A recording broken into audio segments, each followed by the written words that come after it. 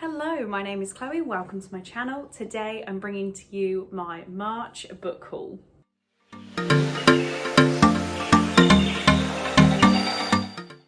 So some of my regular viewers, watchers, subscribers, whatever you are, may remember that I said I definitely would not be hauling enough books for a book haul and that I was going to combine March and April. It's the 2nd of April and I already have enough books for an April book haul. So we're going to split them up and I'm going to talk you through the 14 books I got in March. 3 of them I got from BOOKSWAP, so I paid for postage. 2 of them I paid full price, but they were like on offer. And then, how many does that leave? 9? Does that add up? Yeah, it does. 9 of them were gifted from you lovely people. So let's just talk through them. Obviously, this being a haul, there are some that I know next to nothing about, so apologies for that. But yeah, I want to haul them officially so I can get them up on my rainbow shelves. Starting off with BOOKSWAP, again, as always, I am not sponsored. I don't know how they would sponsor me. Maybe give me points. I don't know. Consider it BOOKSWAP.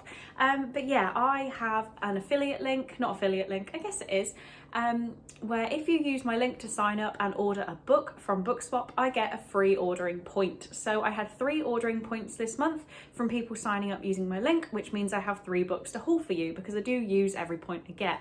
The first one that I'm very excited to own is How to Scouter by Vincent Bugliosi?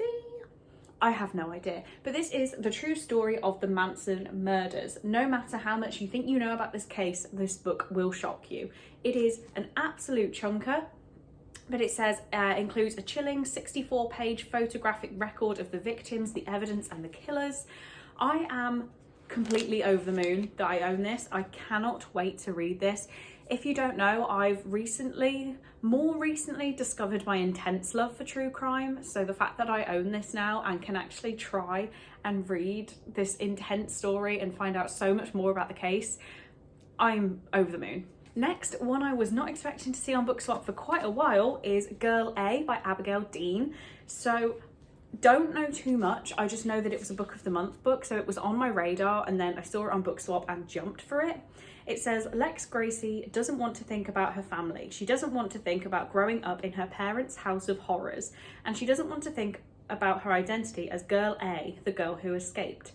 When her mother dies in prison and leaves Lex and her siblings the family home, she can't run from her past any longer. Together with her sister Evie, Lex intends to turn the house of horrors into a force for good. But first she must come to terms with her 6 siblings and with the childhood they shared. Beautifully written and incredibly powerful, Girl A is a story of redemption, of horror and of love. Some of the reviews: unputdownable, fantastic, utter genius, powerful.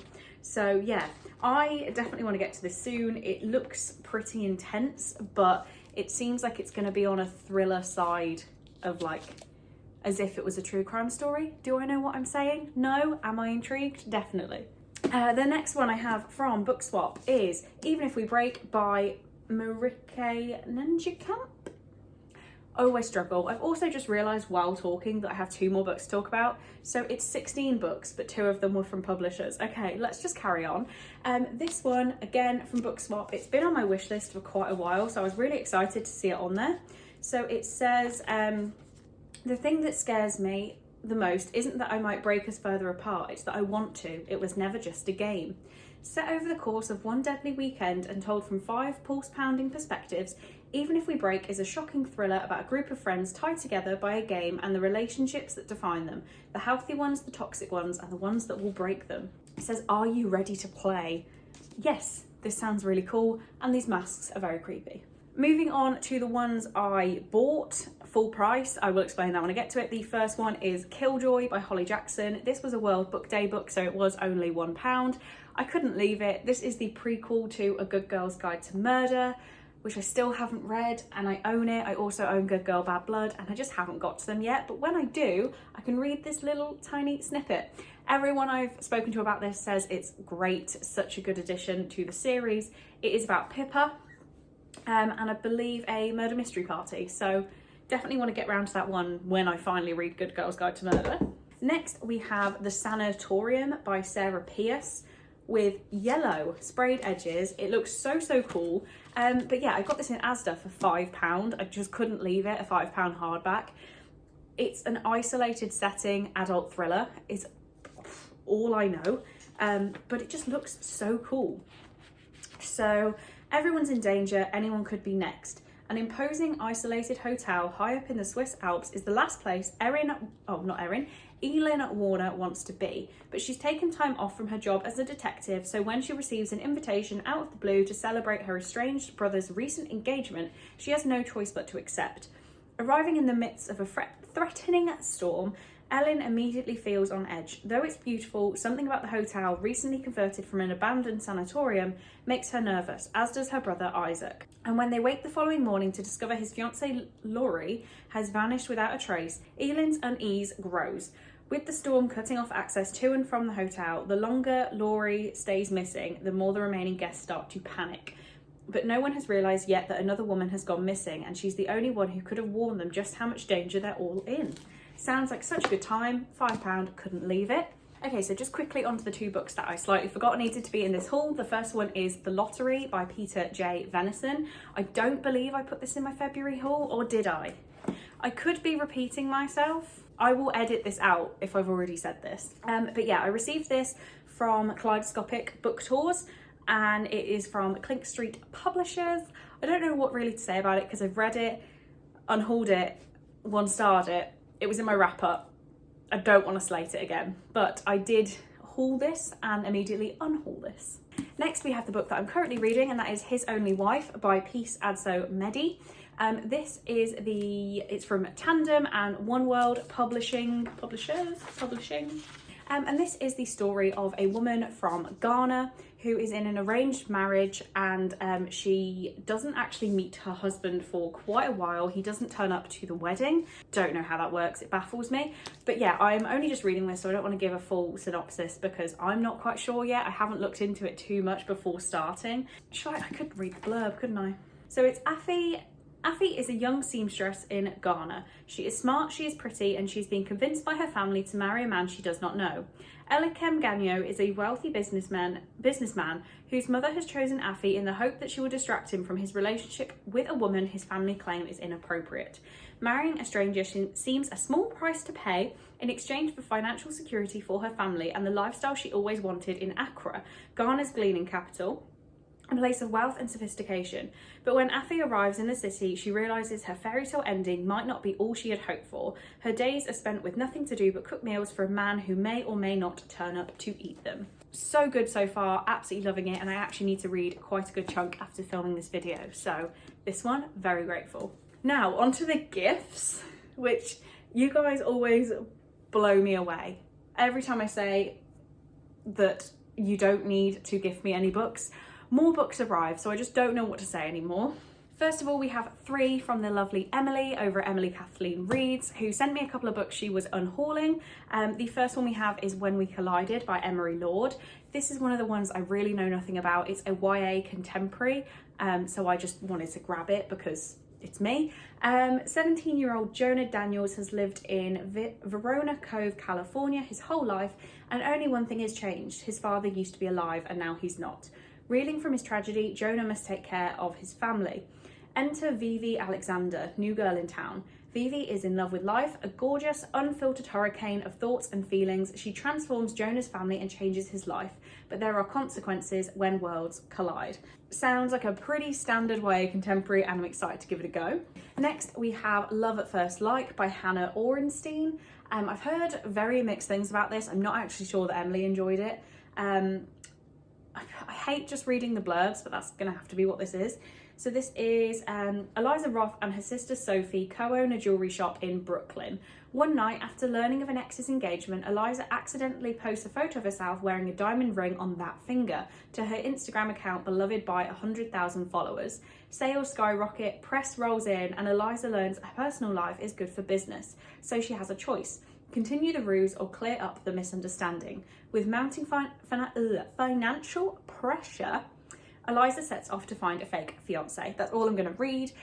Seems like it's going to be a good time. Maybe it'll be good for just like a quick sit down readathon read, maybe. But yeah, I was intrigued. And now we have a book that I read as a teenager. I definitely shouldn't have read as a teenager and now want to reread as an adult. And that is P.S. I Love You by Cecilia Ahern, I still need to learn. This is about, what are their actual names? Holly and Jerry, who get married. When did they get married? Childhood sweethearts. They could finish each other's sentences, and even when they fought, they laughed. No one would imagine Holly and Jerry without each other. But yeah, Jerry then dies relatively young in a very tragic way, and then Holly is really struggling. She's turning 30 and just doesn't really know what to do with her life now that Jerry's gone. And Jerry has actually left her, are they tapes or letters or bundle of notes? Okay, I just remember the movie more. Gently guiding Holly into her new life without him. Each note signed, P.S. I Love You. If you haven't seen the movie, it's amazing. It's got Gerard Butler in it and I absolutely love it. But yeah, I just wanted to give the book another go. Okay, first one I've grabbed here off the pile from you gorgeous, gorgeous humans is What Lies Between Us by John Mars, which was a gift from Sarah. Sarah got me this one because I read the one by John Mars in March, whatever month has just gone, and gave it 5 stars. I absolutely loved it. Helen from Helen's Bookhaven has read 75% of this and was a bit too freaked out to carry on. So I really want to know why. I don't get freaked out by books very easily. When I read the one, I thought it was so well done, and my favourite character in that is a serial killer, so I don't know what that says about me. But I think this sounds like a really, really good time, a really scary time. It says, they say every house has its secrets, and the house that Maggie and Nina have shared for so long is no different, except that these secrets are not buried in the past. Every other night, Maggie and Nina have dinner together. When they are finished, Nina helps Maggie back to her room in the attic and into the heavy chain that keeps her there. Because Maggie has done things to Nina that can't ever be forgiven, and now she is paying the price. But there are many things about the past that Nina doesn't know, and Maggie is going to keep it that way, even if it kills her. So intrigued. Now we have a gift from Jenny, which is Quality Land by Mark Kling. Not too sure. Sarah from Septimus Snape says I need to read this immediately. But yeah, Jenny bought me this just to put a smile on my face, so thank you so much again, Jenny. This is like a spoof Amazon, I believe. Welcome to Quality Land. We hope you enjoy your trip to the happiest, most advanced place on earth. By a spoof of Amazon, I mean Amazon has taken over the world, like as it's on its way to do. Quality Land is the world's first 2.0 country where everything is run by infallible, I can't say big words today, algorithm, including society in which everyone is ranked by level, shopping, orders arrive before you even know what you want them, relationships, you will be notified instantly if there is a better match. In fact, this very algorithm selected you to visit Quality Land. If you don't like it, you're not just ungrateful, you're also wrong, because the algorithm is always right. While you're visiting, be aware an election is going on. The perfect time to see Quality Land in action. Enjoy your trip. I am so intrigued. I believe maybe it's not mixed media. I guess kind of mixed media. There's like different things going on in here apart from straight text. Yeah. Sounds amazing. I don't even know who I heard about it from, but it just sounds like such a good time. And continuing on with that weird kick of books that look like they're about packages, we have The Package by Sebastian Fitzek. This was from Chelsea over on Instagram. Again, as I've said, everyone I talk about will be linked in the description. But yeah, she just said, had to buy this for you. Let me know what you think. I love this a lot because there are so many twists. I felt as if I was going crazy reading it. There is actually a trailer for this book. Go and search it on YouTube. I was creeped out. I watched it just before bed and I didn't know how I was going to sleep. So this says, all you've done is taken in a parcel for a neighbour. You have no idea what you've let inside your life. Emma's the one that got away, the only survivor of a serial killer, or she thinks she was. The police aren't convinced, nor is her husband. She never even saw her tormentor properly, but now she sees him everywhere. Questioning her sanity, she retreats from the world. It is better to stay at home. Quiet, anonymous, safe. He won't find her here. And I definitely just think you should go and watch the trailer. Maybe I'll link it in the description for you because it creeped me out. But yeah, Chelsea said it freaked her out. I want this to freak me out. Next, we have a gorgeous present from the gorgeous Rachel, and that is Queen of Shadows by Sarah J. Maas, which is book number 4 of the Throne of Glass series. Yep, so I need to read this in May. I don't know, I'm confused about everything with these orders. but I can't say too much about this as it is further down in the series. It is an absolute chunker. We're following Selena, who in the first book is the toughest assassin, and is competing to become the King's champion.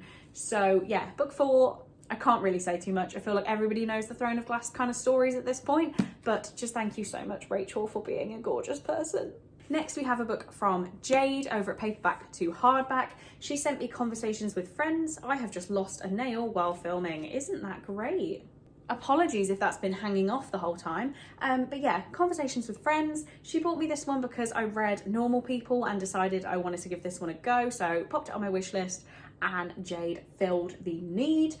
I haven't quite gotten around to this one yet, but I do want to read it sooner rather than later. So this is about Frances, who's 21 years old, cool-headed and observant, a student in Dublin and an aspiring writer. At night she performs spoken word with her best friend Bobby, who used to be her girlfriend. When they are interviewed and befriended by Melissa, a well-known journalist who is married to Nick, an actor, they enter into a world of beautiful houses, raucous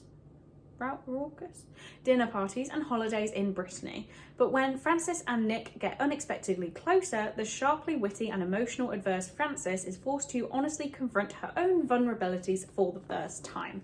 I absolutely loved Normal People. I've heard people say though that if you like this one, you don't like that one and vice versa.